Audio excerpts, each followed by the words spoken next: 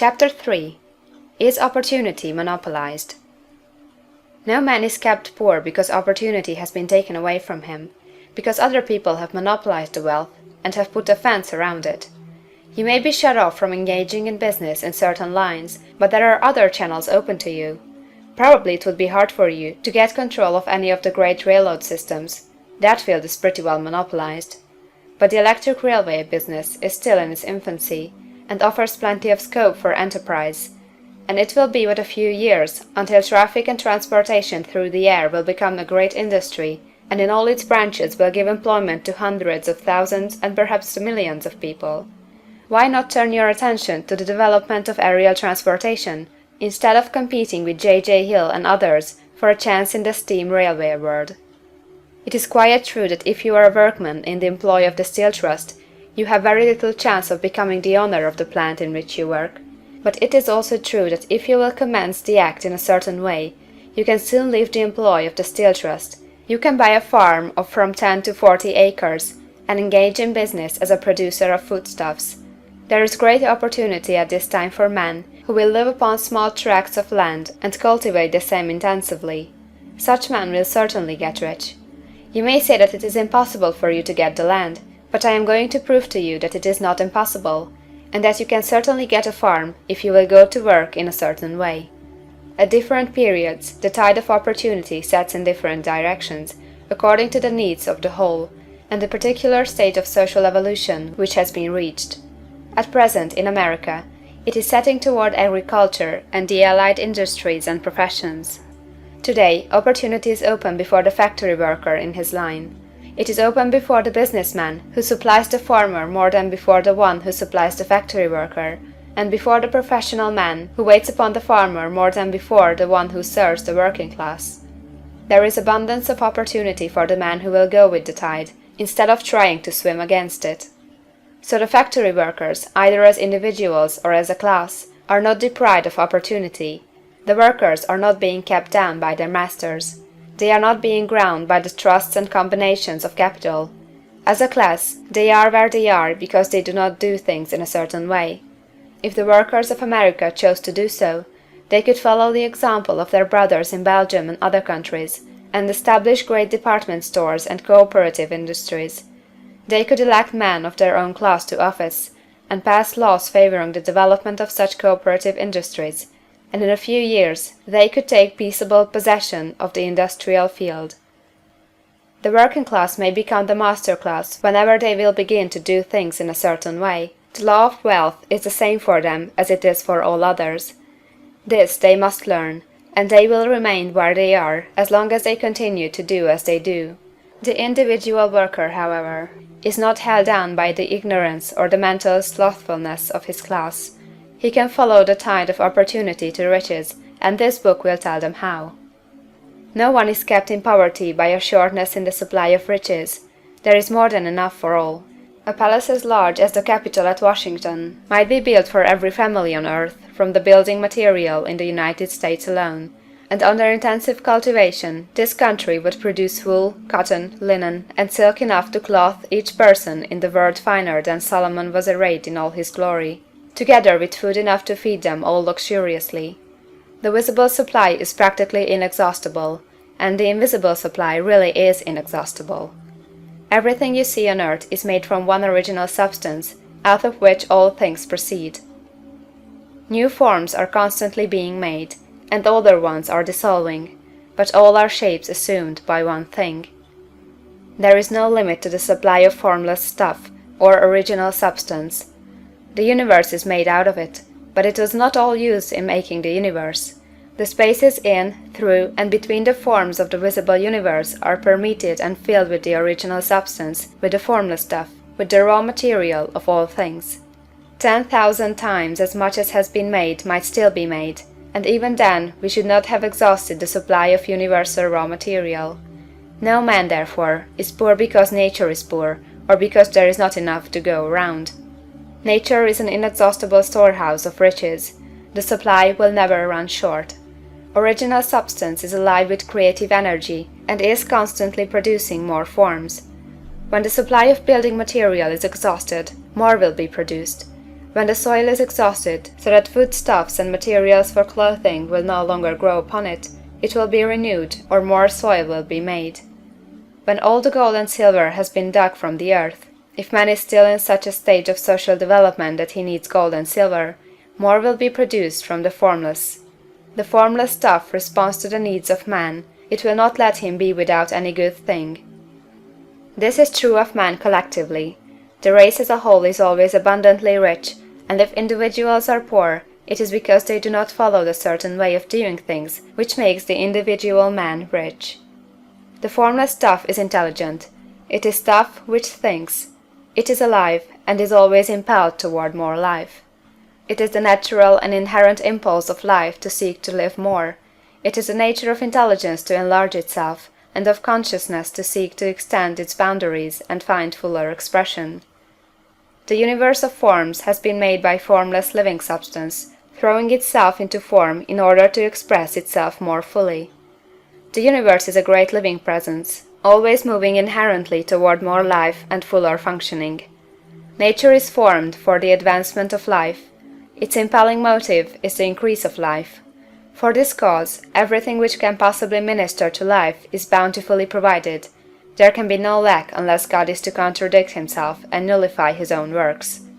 You are not kept poor by lack in the supply of riches. It is a fact that I shall demonstrate a little farther on, that even the resources of the formless supply are at the command of the man or woman who will act and think in a certain way. End of Chapter 3. Chapter 4. The first principle in the science of getting rich. Thought is the only power which can produce tangible riches from the formless substance. The stuff from which all things are made is a substance which thinks, and the thought of form in this substance produces the form. Original substance moves according to its thoughts. Every form and process you see in nature is the visible expression of a thought in original substance. As the formless stuff thinks of a form, it takes that form. As it thinks of a motion, it makes that motion. That is the way all things were created. We live in a thought world, which is part of a thought universe. The thought of a moving universe extended throughout formless substance, and the thinking stuff moving according to that thought took the form of systems of planets and maintains that form. Thinking substance takes the form of its thought and moves according to the thought. Holding the idea of a circling system of suns and worlds, it takes the form of these bodies and moves them as it thinks. Thinking the form of a slow-growing oak tree, it moves accordingly and produces the tree, though centuries may be required to do the work. In creating, the formless seems to move according to the lines of motion it has established. The thought of an oak tree does not cause the instant formation of a full-grown tree, but it does start in motion the forces which will produce the tree along established lines of growth. Every thought of form, held in thinking substance, causes the creation of the form, but always, or at least generally, along lines of growth and action already established. The thought of a house of a certain construction, if it were impressed upon formless substance, might not cause the instant formation of the house, but it would cause the turning of creative energies already working in trade and commerce into such channels as to result in the speedy building of the house. And if there were no existing channels through which the creative energy could work, then the house would be formed directly from primal substance, without waiting for the slow processes of the organic and inorganic world. No thought of form can be impressed upon original substance without causing the creation of the form. Man is a thinking center, and can originate thought. All the forms that man fashions with his hands must first exist in his thought. He cannot shape a thing until he has thought that thing. And so far man has confined his efforts wholly to the work of his hands. He has applied manual labor to the world of forms, seeking to change or modify those already existing. He has never thought of trying to cause the creation of new forms by impressing his thoughts upon formless substance. When man has a thought form, he takes material from the forms of nature, and makes an image of the form which is in his mind. He has so far made little or no effort to cooperate with formless intelligence, to work with the Father. He has not dreamed that he can do what he seeth the Father doing. Man reshapes and modifies existing forms by manual labor.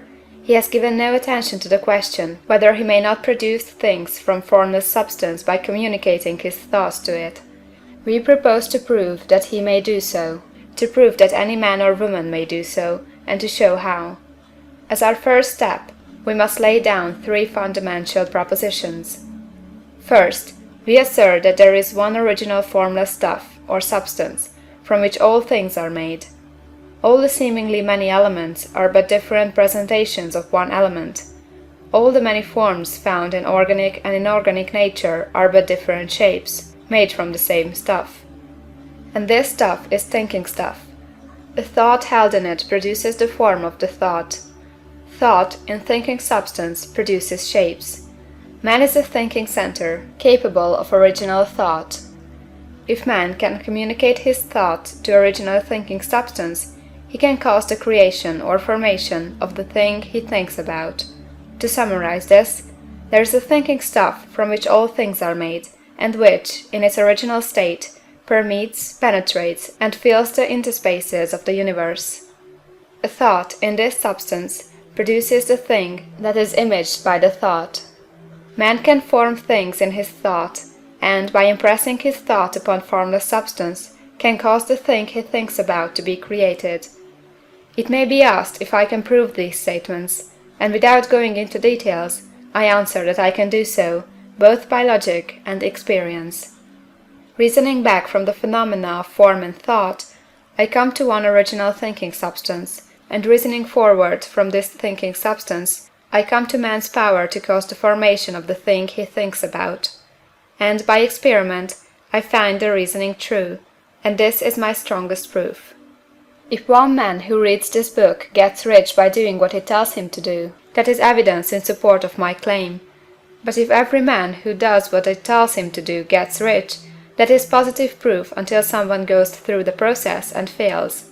The theory is true until the process fails, and this process will not fail, for every man who does exactly what this book tells him to do will get rich. I have said that men get rich by doing things in a certain way, and in order to do so, man must become able to think in a certain way. A man's way of doing things is the direct result of the way he thinks about things. To do things in a way you want to do them, you will have to acquire the ability to think the way you want to think. This is the first step toward getting rich. To think what you want to think is to think truth, regardless of appearances. Every man has the natural and inherent power to think what he wants to think, but it requires far more effort to do so than it does to think the thoughts which are suggested by appearances. To think according to appearance is easy. To think truth, regardless of appearances, is laborious, and requires the expenditure of more power than any other work man is called upon to perform. There is no labor from which most people shrink as they do from that of sustained and consecutive thought. It is the hardest work in the world. This is especially true when truth is contrary to appearances. Every appearance in the visible world tends to produce a corresponding form in the mind which observes it, and this can only be prevented by holding the thought of the truth. To look upon the appearance of disease will produce the form of disease in your own mind, and ultimately in your body, unless you hold the thought of the truth, which is that there is no disease, it is only an appearance, and the reality is health. To look upon the appearances of poverty will produce corresponding forms in your own mind, unless you hold to the truth that there is no poverty, there is only abundance. To think health when surrounded by the appearances of disease, or to think riches when in the midst of appearances of poverty, requires power. But he who acquires this power becomes a mastermind. He can conquer fate. He can have what he wants. This power can only be acquired by getting hold of the basic fact which is behind all appearances, and that fact is that there is one thinking substance from which and by which all things are made. Then we must grasp the truth that every thought held in this substance becomes a form, and that man can so impress his thoughts upon it as to cause them to take form and become visible things. When we realize this, we lose all doubt and fear, for we know that we can create we want to create, we can get what we want to have, and can become what we want to be. As a first step toward getting rich, You must believe the three fundamental statements given previously in this chapter, and in order to emphasize them, I repeat them here. There is a thinking stuff from which all things are made, and which, in its original state, permeates, penetrates, and fills the interspaces of the universe. A thought, in this substance, produces the thing that is imaged by the thought. Man can form things in his thought, and, by impressing his thought upon formless substance, can cause the thing he thinks about to be created. You must lay aside all other concepts of the universe than this monistic one, and you must dwell upon this until it is fixed in your mind, and has become your habitual thought. Read these creed statements over and over again, fix every word upon your memory, and meditate upon them until you firmly believe what they say. If a doubt comes to you, cast it aside as a sin. Do not listen to arguments against this idea. Do not go to churches or lectures where a contrary concept of things is taught or preached. Do not read magazines or books which teach a different idea. If you get mixed up in your faith, all your efforts will be in vain. Do not ask why these things are true, nor speculate as to how they can be true. Simply take them on trust. The science of getting rich begins with the absolute acceptance of this faith. End of chapter 4.